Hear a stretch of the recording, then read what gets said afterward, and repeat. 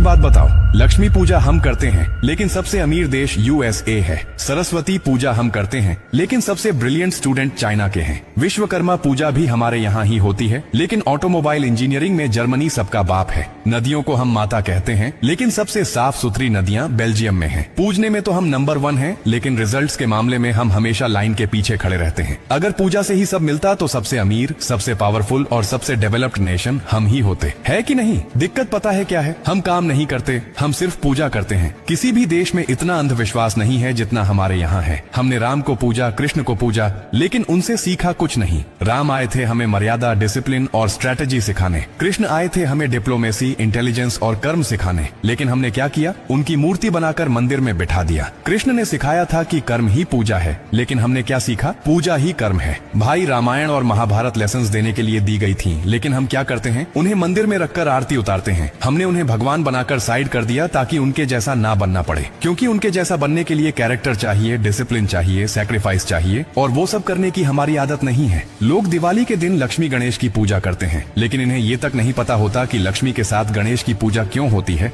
लक्ष्मी धन और समृद्धि की प्रतीक है, गणेश बुद्धि और विवेक के प्रतीक है। सीधा सा मैसेज दिया गया था कि वेल्थ के साथ विजडम भी जरूरी है, मनी मैनेजमेंट भी जरूरी है, वरना वही पैसा इंसान को बर्बाद भी कर सकता है। लेकिन हमें तो सिर्फ पैसा चाहिए, बुद्धि और विवेक से तो हमारी पुरानी दुश्मनी है। हमारे यहाँ के बड़े बूढ़े इतने शरीफ बनते हैं कि संभोग शब्द सुनते ही शर्म आ जाती है। लेकिन 150 करोड़ की पॉपुलेशन ऐसे ही पार नहीं हुई। काम धंधा हो ना हो, लेकिन पॉपुलेशन बढ़ाने में हम सबसे आगे हैं। और फिर बोलेंगे कि देश में बेरोजगारी क्यों है, रिसोर्सेज कम क्यों है, कंपटीशन इतना ज्यादा क्यों है? दिक्कत ये है कि हमारे यहाँ लोग लॉजिक से ज्यादा मैजिक पर बिलीव करते हैं। मेहनत कम करेंगे लेकिन उम्मीद चमत्कार से रखेंगे। स्किल नहीं सीखेंगे लेकिन किस्मत बदलने के लिए बाबा के चक्कर लगाएंगे। डिसिप्लिन नहीं लाएंगे लेकिन चाहते हैं कि जिंदगी ऑटोमेटिकली बदल जाए। सच्चाई ये है कि भक्ति गलत नहीं है, लेकिन बिना एक्शन की भक्ति सिर्फ इल्यूजन है। भगवान को मानो, पूजा करो, मंदिर जाओ, लेकिन उसके बाद मेहनत भी करो, स्किल भी सीखो, डिसिप्लिन भी लाओ और रेस्पॉन्सिबिलिटी भी लो, क्योंकि सिर्फ हाथ जोड़ने से जिंदगी नहीं बदलती,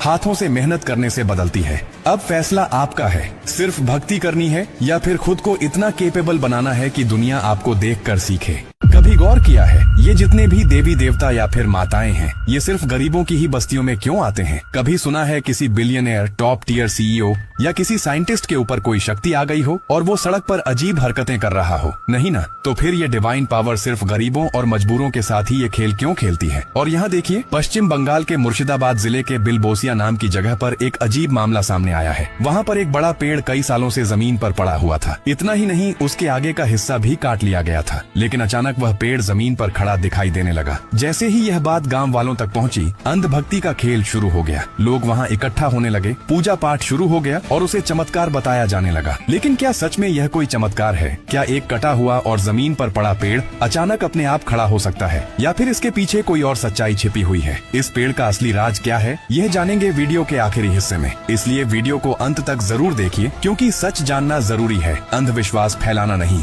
भाई, इनका चमत्कार सिर्फ वहाँ चलता है जहाँ एजुकेशन की कमी और मजबूरी का डर होता है, क्योंकि एक पढ़ा लिखा इंसान सवाल पूछेगा और सवाल इनका सबसे बड़ा दुश्मन है। इन्हें भक्त नहीं, भेड़ चाल चाहिए जो बिना दिमाग लगाए माथा टेक सके। तुम खुद सोचो, अगर उस डिवाइन पावर को किसी के जरिए आना ही होगा तो क्या वो ऐसे मंदबुद्धि और जाहिलों को चुनेंगे? और आने के बाद क्या भगवान ऐसे मुंह टेढ़ा करके या जीभ निकालकर लंगूरों की तरह खंभे से लटकेंगे? जिस सुप्रीम पावर ने बिलियंस ऑफ गैलेक्सीज बनाई, क्या तुम्हें लगता है कि वो इतना वेला बैठा है कि तुम्हारे मोहल्ले के किसी दरबार में चिड़ियाघर के जानवरों वाली हरकत करने आएगा? ये सब हरकतें करना किसी देवी देवता की निशानी नहीं है। ये या तो किसी नशेड़ी की हरकत है या फिर एक साइकोलॉजिकल डिसऑर्डर। भाई, अगर किसी दिव्य शक्ति को आना भी होगा तो वो किसी सिद्ध पुरुष या फिर इंटेलेक्चुअल इंसान के पास आएंगे, या फिर इन जाहिल गवारों के ऊपर जो धर्म का मजाक बना रहे हैं। अब आइए इस बरगद के पेड़ के रहस्य से पर्दा उठाते हैं। सबसे पहला सच ये है कि यह पेड़ पूरी तरह से जड़ से उखड़ा नहीं था। इसकी कुछ मुख्य जड़ें अब भी मिट्टी से जुड़ी हुई थी। बरगद की मजबूत और गहरी जड़ें लंबे समय तक पेड़ को दोबारा स्थिर होने में मदद करती हैं। जब पेड़ की आगे की शाखाएं काट दी गईं, तो उसके ऊपरी हिस्से का वजन काफी कम हो गया। अनुमान के अनुसार आगे की ओर लगभग 70% भार कम हो गया। इसके बाद प्रकृति के नियम के अनुसार मिट्टी से जुड़ी मजबूत जड़ें लगातार पेड़ को अपनी ओर खींचती रहीं। जैसे ही आगे का अतिरिक्त भार कम हुआ, संतुलन बदल गया और पेड़ फिर से सीधा खड़ा हो गया। ये कोई पहली घटना नहीं है, इससे पहले भी ऐसी घटनाएं दुनिया के अलग अलग हिस्सों में देखी जा चुकी हैं। साल 2019 में ऑस्ट्रेलिया में तूफान के बाद कुछ पेड़,